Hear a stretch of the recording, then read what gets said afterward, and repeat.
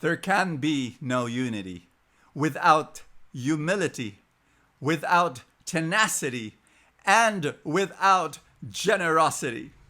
Hi, my name is Sanchez, and I am so happy to be with you today here in the Bible Festival.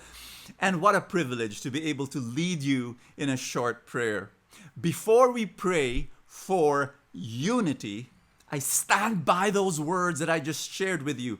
My main message is this. I repeat, from my 40 years of experience in ministry, 40 plus years. Yes, I look young, I know. Never mind. but yes, I've been serving since I was 13 years old. Preaching already as a teenage missionary, all the way until now.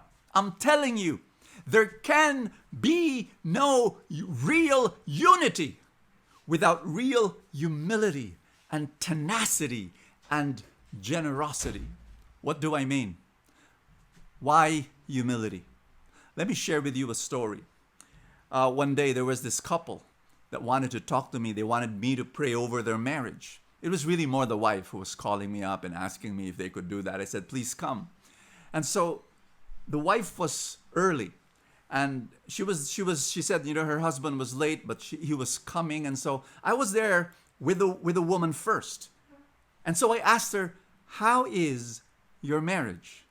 And she starts bawling her eyes out. She was just crying and crying. And she said, I feel like a piece of furniture in front of my husband. He is so domineering. He is so controlling. And he does not respect me. And on and on and on she went. And man, she was crying so much. Like, can I exaggerate? Like the floor was wet with her tears.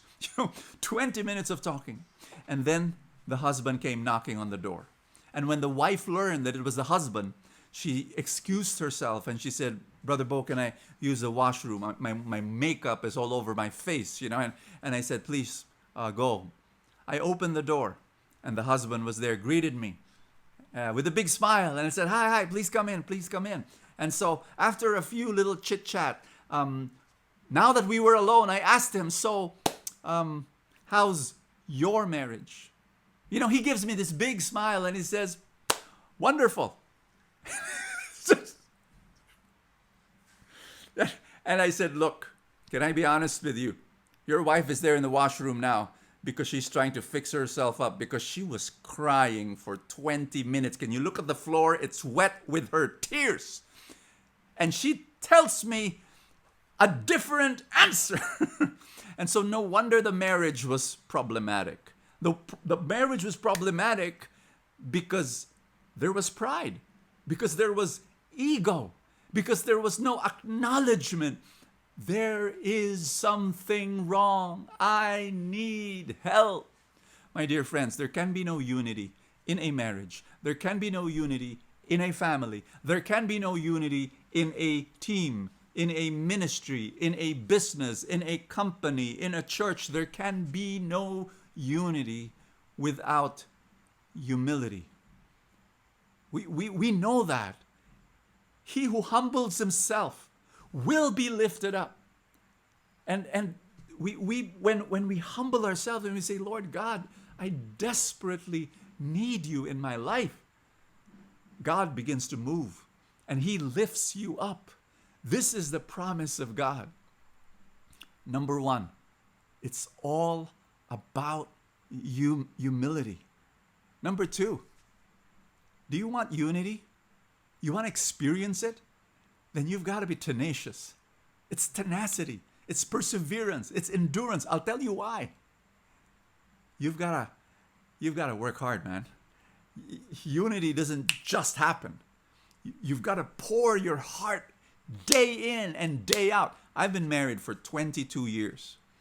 My community, 40 plus years.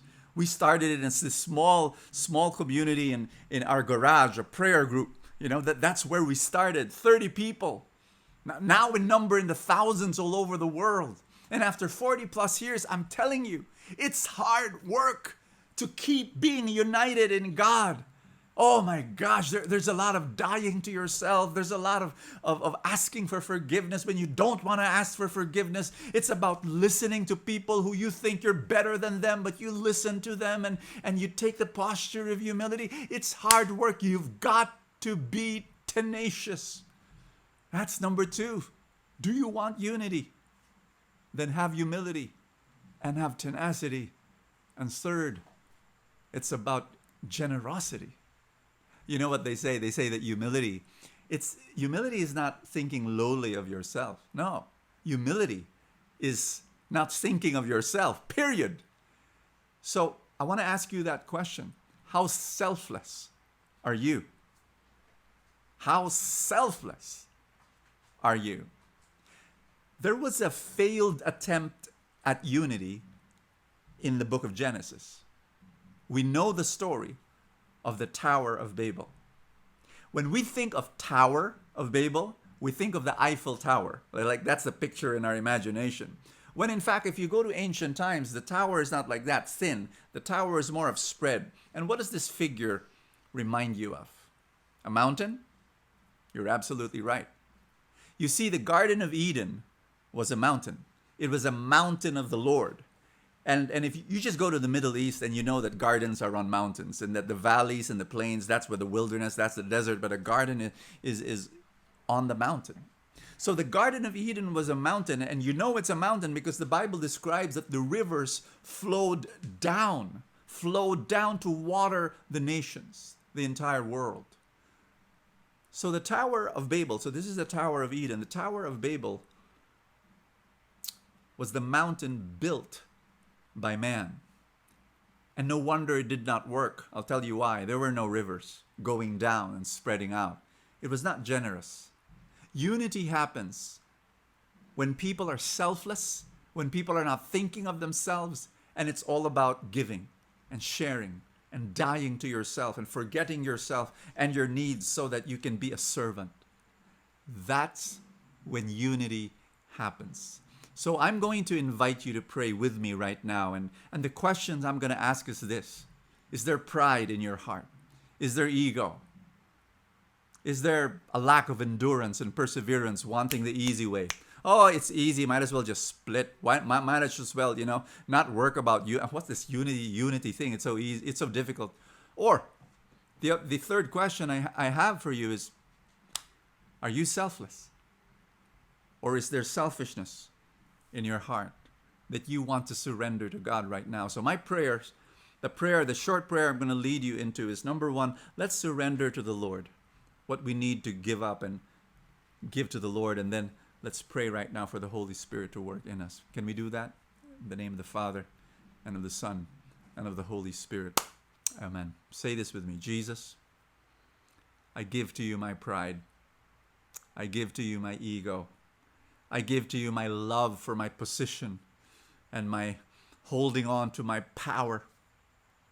I also give to you the insecurity behind my pride. I renounce that. I reject that. And I receive your divine love. Oh God, put your arms around me. Oh Lord, let your love heal my pride, heal my ego, heal my insecurity. And give me the gift of humility. And Father God, give me the gift of perseverance. Holy Spirit, come, give me the gift of endurance. That every single day of my life I will work for the unity of your family. And Father God, give me the gift of generosity. Oh Lord God, as I receive your love, help me to be love, to be your love in this world. Oh Lord God, heal me so that I can give healing to others. Father God, I pray that I'll not be a Tower of Babel. Help me to be the Eden. The Garden of Eden, where rivers of healing and rivers of love and rivers of grace will flow out of my life to water everyone around me. Oh, may your love overflow my spirit. In Jesus' mighty name, give us unity. Amen and amen and amen. In the name of the Father, and of the Son, and of the Holy Spirit. Amen. God bless you. It's great joy praying with you. And I will see you.